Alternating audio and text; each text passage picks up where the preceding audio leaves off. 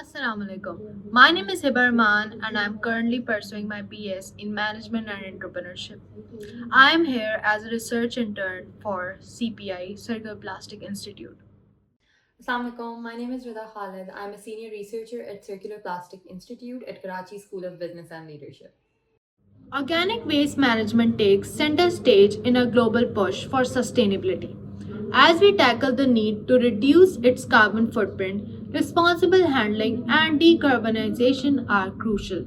With a rising awareness of the environmental impact of organic waste disposal, we explore practices to transform waste into a valuable resource, contributing to a greener future. One such promising practice is composting.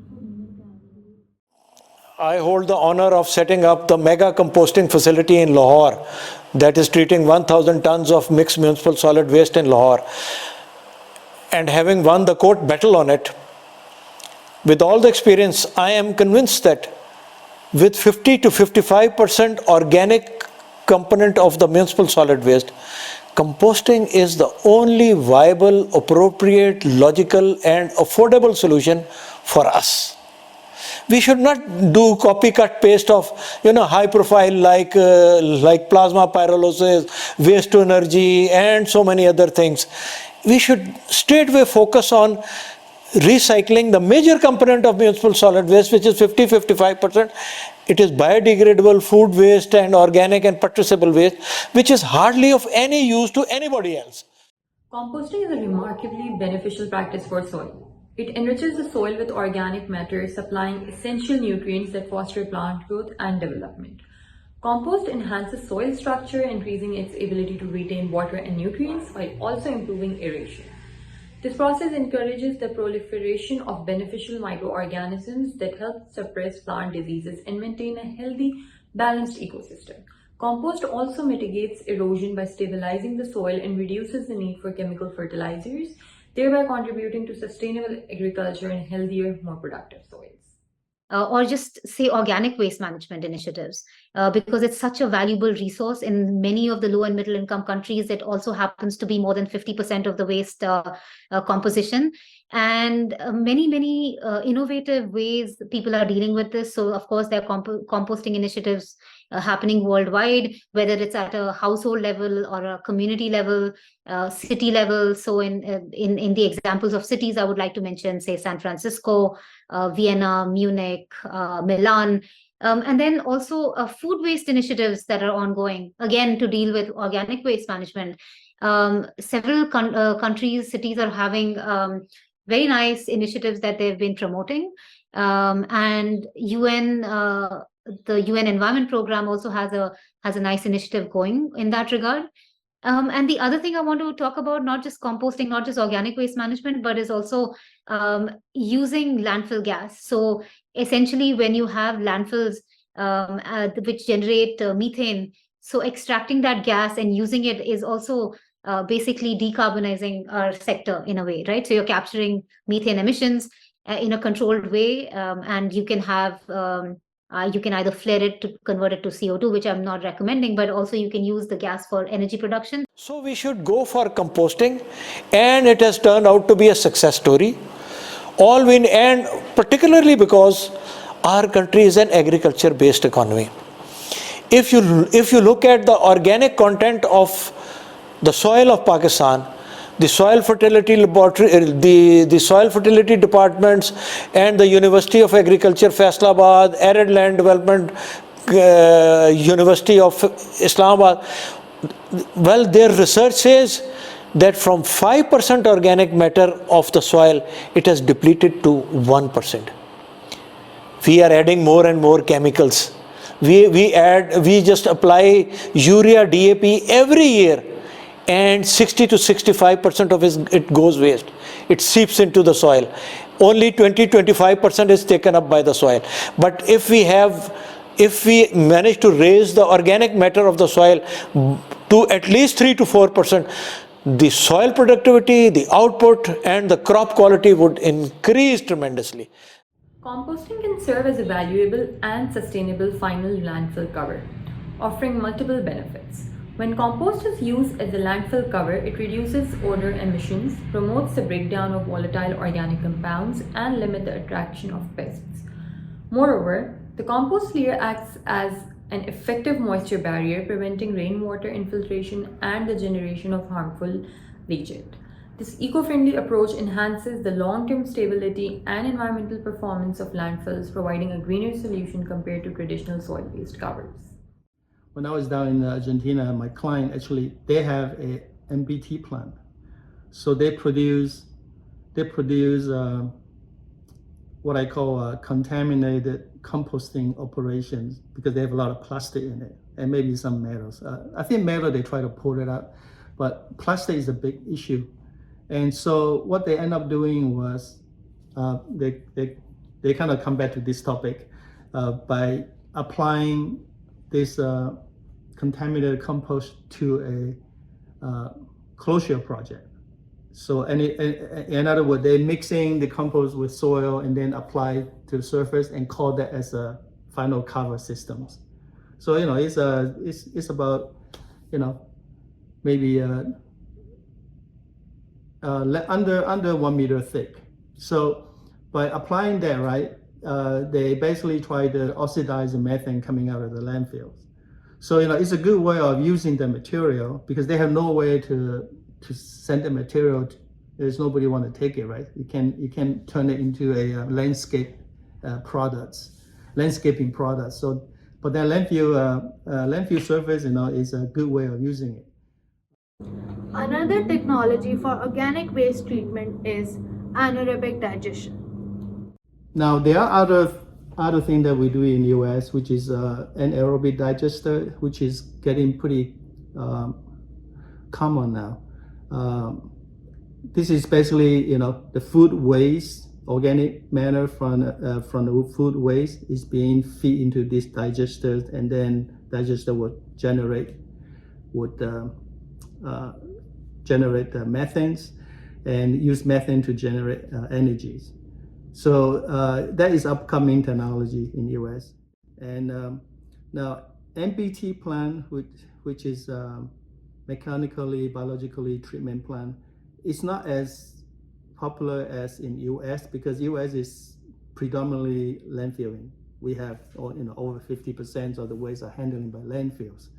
Then we also have a lot of project on gas to energy, utilizing the methane gas from the landfill.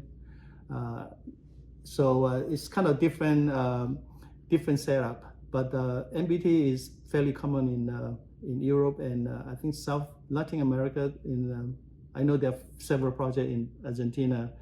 They are using the technology from Europe, try to do this MBT plant, basically to separate the organics out of the different material out of the system, and then composting as part of it.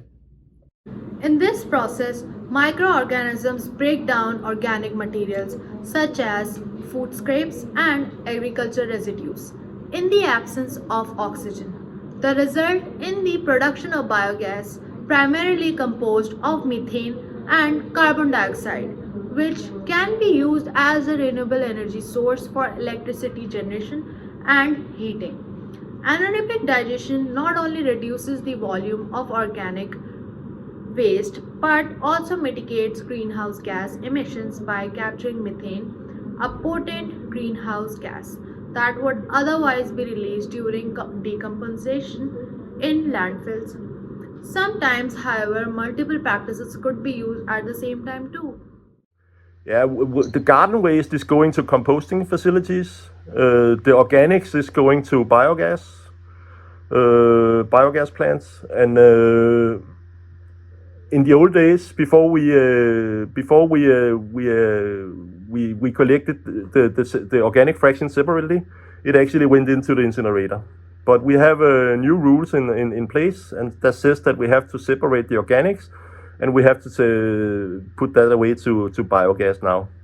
But in the old days, we brought everything to the landfill 30 years ago. Implementing these practices presents challenges with creating market value for products made from organic waste being a common hurdle. Marketing issues are because of the challenges of the chemical industry. Chemical industry would see it as a threat. But then go back to the other SAARC member countries, where agriculture is a backbone and the population is 4 to 5 times higher than us. So they have found out a middle way, co-composting, co-marketing with urea and DAP. So what they are making mandatory for all the chemical fertilizer companies to at least mix, just take compost and mix it with chemical fertilizer and use it while you are raising the productivity of the crop, but in the process you are also raising the organic matter of the soil. But interestingly, a new organic fertilizer has found its market in the Asian countries. Well, we call it phosphate-rich organic manure.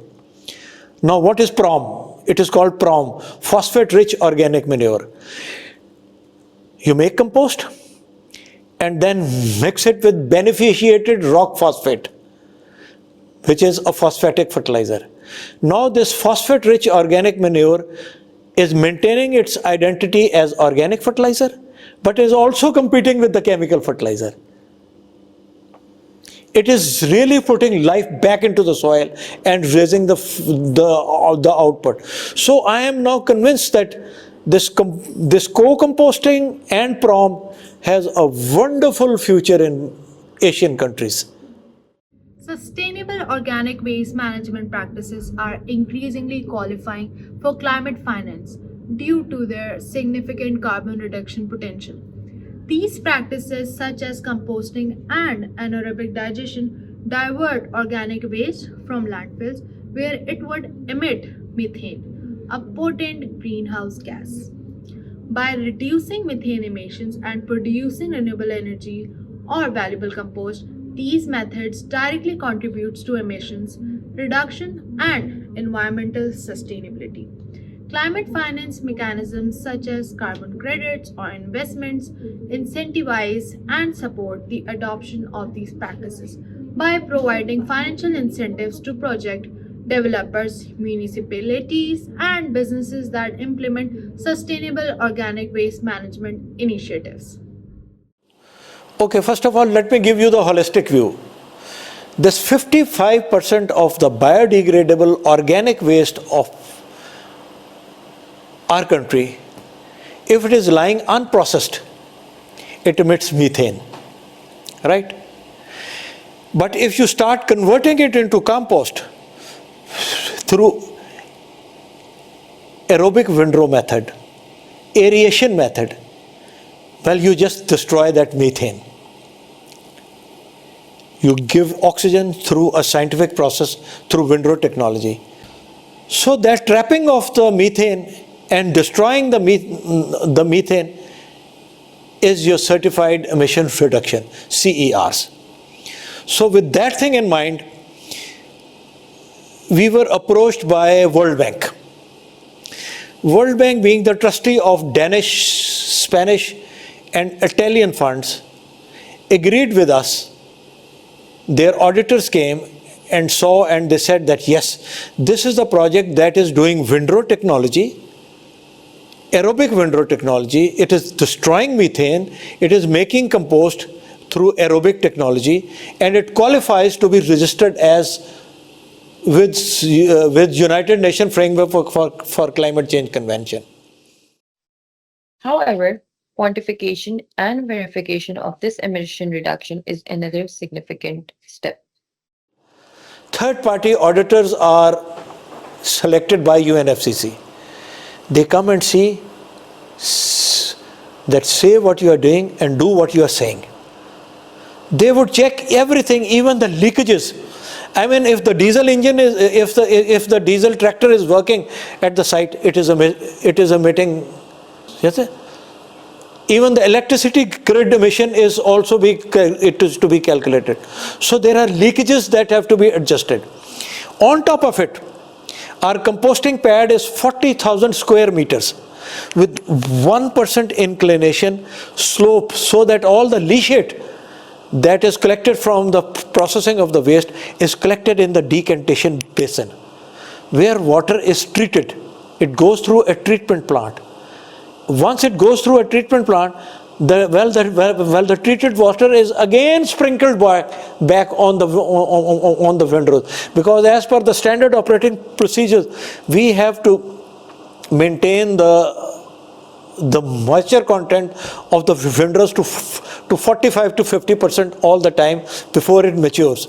We have to give them heat by applying what they call compost accelerators. So this whole process was completed in a scientific manner. The auditors verified, and then we qualified to get the carbon credits. In this quest to mitigate climate change, sustainable organic waste management practices offer a promising opportunity. By embracing eco-friendly methods like composting and anaerobic digestion, we can significantly reduce greenhouse gas emissions while simultaneously producing valuable resources. But the key to unlocking their full potential lies in quantifying and verifying these emission reductions. Food waste happens all along the value chain, and there is a real opportunity to reduce methane when it comes to food waste. And even though many of us in this audience might be waste professionals and kind of only concerned about the waste when it gets to the dump site, but there's a lot we could do actually in tandem with other stakeholders. And I know that's maybe for a bit further down in the interview, but there's a lot of opportunities to coordinate with stakeholders and work a little bit higher up the waste hierarchy and higher up the value chain, so that we're not dealing with all the problems once they get to the dump site, which has kind of been the approach to date, is that the dump site, the landfill, is where all the waste goes when people have kind of where waste goes away, and we can't fix all the problems at the end of the value chain. So the more we do to work higher up the value chain, the easier we make our jobs. This journey delves into the steps required to turn eco-conscious organic waste management into a quantifiable and verifiable asset in the fight against climate change.